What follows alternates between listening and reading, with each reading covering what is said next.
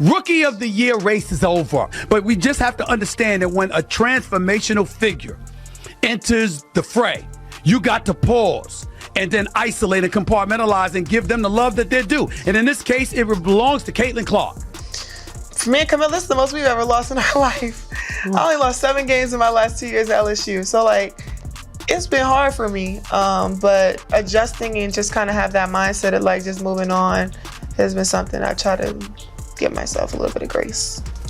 But you've known they were coming for you when you were waving your hands in your face to mock Caitlin Clark when you were beating her for the national championship. Caitlin Clark just made WNBA history. Not only did she win Rookie of the Year, but she did it unanimously. That's right, every single voter picked Clark.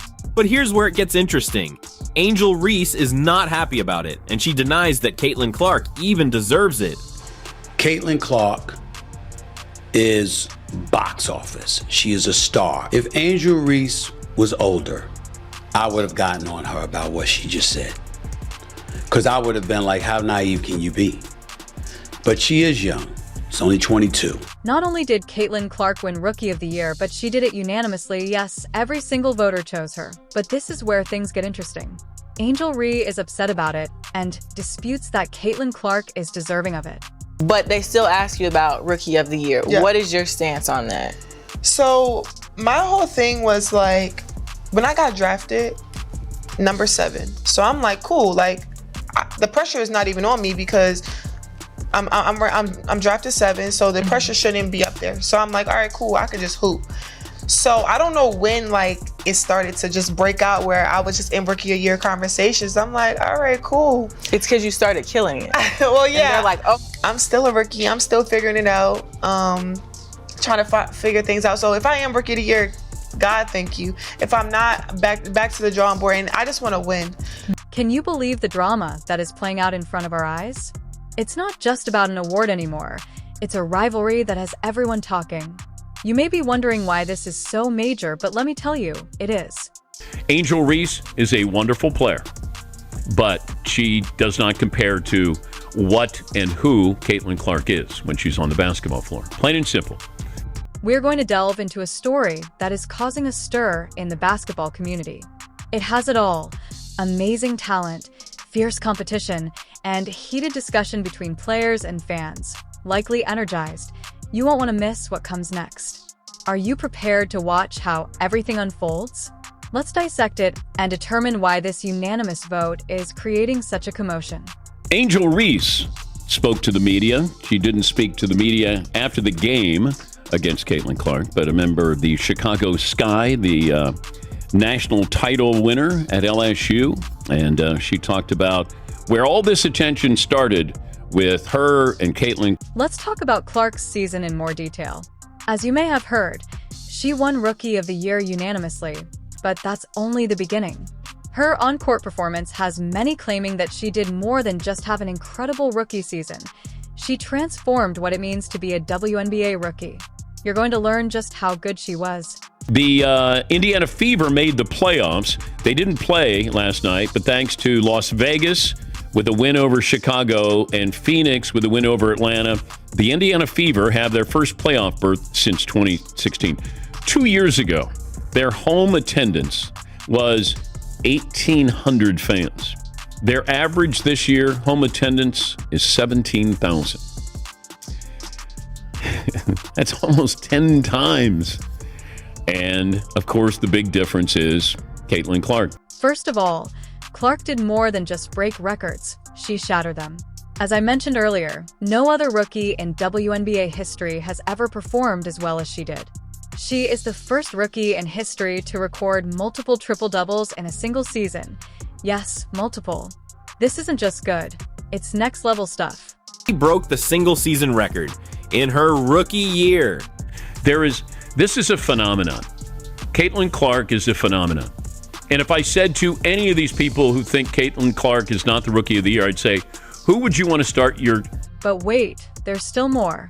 In addition to leading her team and providing assists, Clark led the entire league. We're talking about an average of 8.4 assists per game, which is not only remarkable, but also broke the record. She recorded 337 assists overall over 40 games during the regular season, which means she broke the single-season record in her rookie year. I think she should be up for MVP. Rookie of the Year, foregone conclusion. But I think MVP. Now, I'm going to look at this the way I did with Michael Jordan. Now, she's not the Michael Jordan of her sport as far as athleticism, playing, dominating. But A'ja Wilson is the best player in the game. Not even a debate. But I'm talking about value now. Value to a franchise, value to a league, getting your team in the playoffs. They had the number one pick. They were the worst team last year. And there is value that I can attach. Hold on to your seats because Clark wasn't finished rewriting the record books. She broke the rookie season points record with a walk-off 769 points. And get this, that total not only beat other rookies, but also surpassed the single-season franchise record held by her teammate Kelsey Mitchell. Talk about making an impression. I'm talking about value. Michael Jordan was the most valuable player every single year because of what he meant to his team and what he meant to the league. And, oh, by the way, winning 6 titles. Can't argue with that. Caitlin Clark may not win titles. Las Vegas is still a great team. But the fact that she is doing what she's doing and at a very high level, you know, it's now commonplace where she'll go for 26 and 12. I mean, those are great numbers for any player, no matter how long you've been in the league. However, this is where things start to get truly intriguing.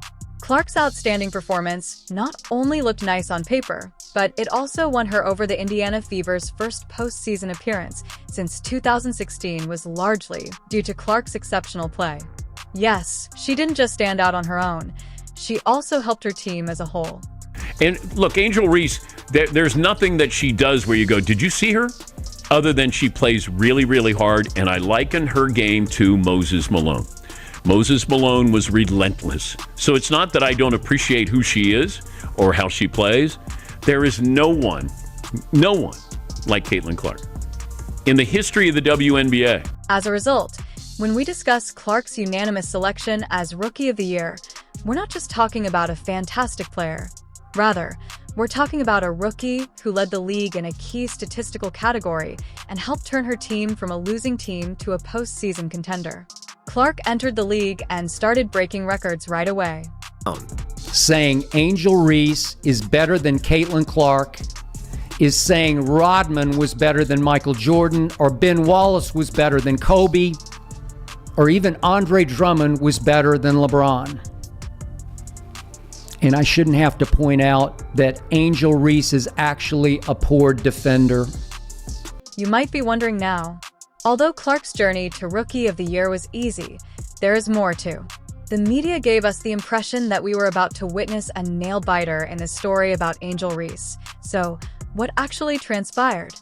But her attention, her notoriety is based off Caitlin Clark.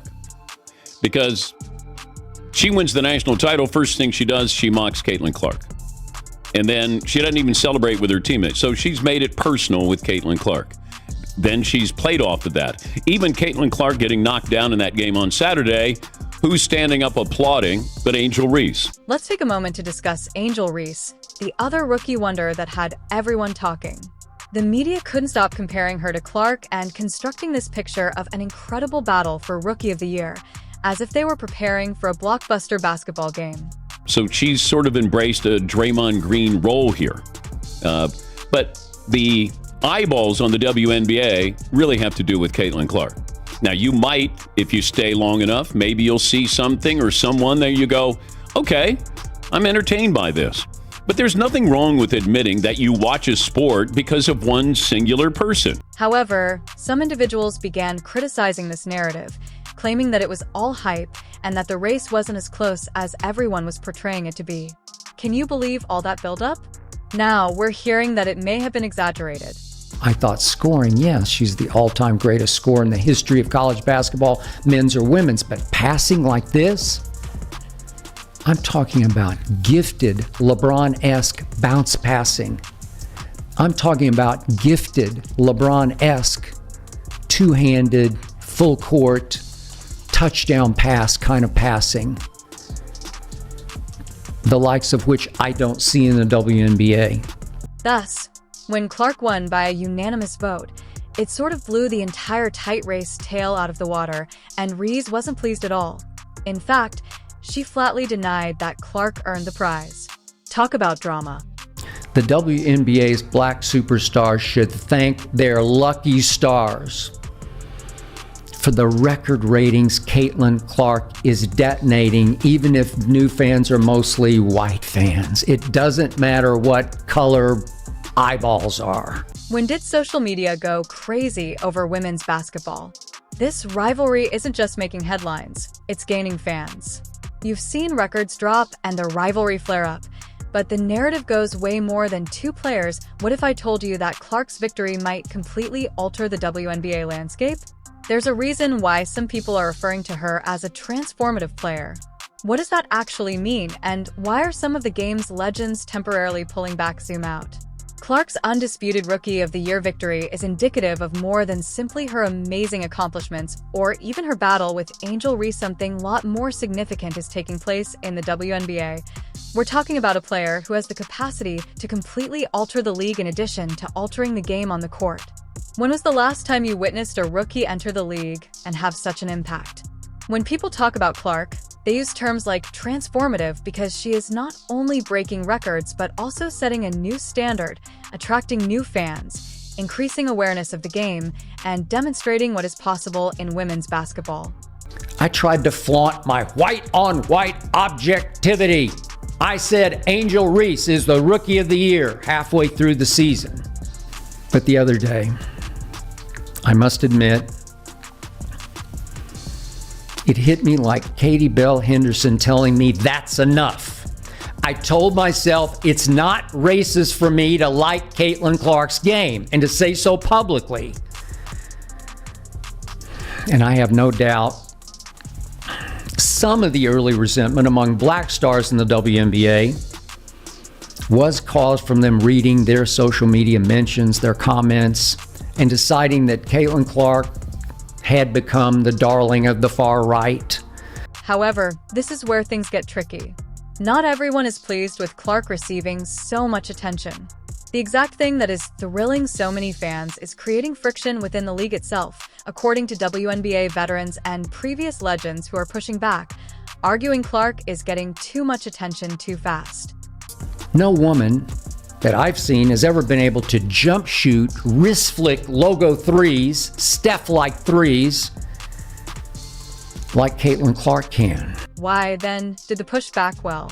It's an issue that has everyone talking, including league officials, players, and fans. Some claim it's about justice, arguing that other outstanding players aren't receiving the attention they deserve. Others are concerned that concentrating too much on one player will overshadow the team component of the game. Take disrespect lightly, and she disrespected Alexis and my girls. South Carolina, they still my SEC girls too. But y'all not gonna disrespect them either. So I wanted to pick her pocket, but I had a moment at the end of the game, and I was in my bag. I was in my moment. Furthermore, this whole situation is bringing attention to the way the WNBA markets its stars.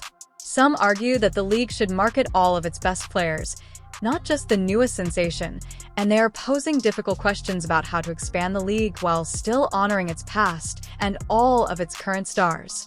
I'm sure some of those black superstars read in their comments, "See what she's doing to the black people's game?" Now several WNBA stars, black and white, have criticized their commissioner for not properly condemning the Angel versus Caitlin racial hate they've seen on their social media. But here's the thing. The WNBA may really benefit from all of this discussion and attention. In fact, it may be just what the league needs. People are discussing women's basketball in a way they haven't in the past, which is generating buzz, igniting discussions, and, most importantly, attracting greater attention. Captivated by the game, recall that one pundit stated that Clark's resounding victory is altering not only the record books, but also the course of women's basketball, and they were correct. Do you know what's really cool about Clark's win? It's not just about her being awesome, it's about how competition can make athletes do incredible things. Think about it. This isn't just about one player or one season. It's about the potential for growth, reaching new audiences, and taking the WNBA to new heights. After pushing one another throughout the season, take a look at what transpired. Clark broke all previous marks in addition to winning. And right, but this is where the real fun begins. This rivalry is about more than just skill. It's about sportsmanship and perseverance in the face of adversity. These guys are demonstrating to us what it means to be a great player on and off the court. When Clark is running away with the WNBA assists lead, she's 25 better than anybody else in the league. It's pretty extraordinary for a rookie. Caitlin Clark, in a shock to me, has proven already to be a once-a-generation passer. I did not see that coming at Iowa.